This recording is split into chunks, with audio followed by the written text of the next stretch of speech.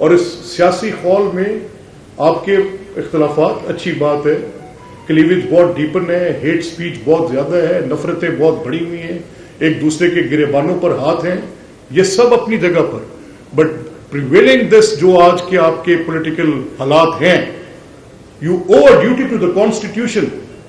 آپ سب all of you owe the duty to the constitution. آپ اس پر دلیل سے بحث کریں، ہم سنیں تو صحیح، آپ لائیو ٹیلی وائز ہوتے ہیں. Let us hear it out that who says what.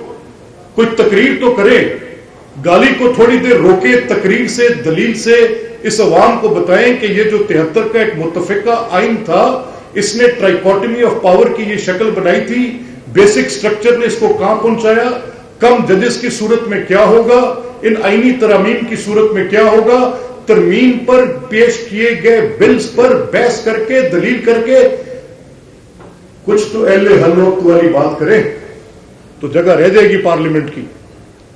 نہیں تو پھر there will be people to take care of it.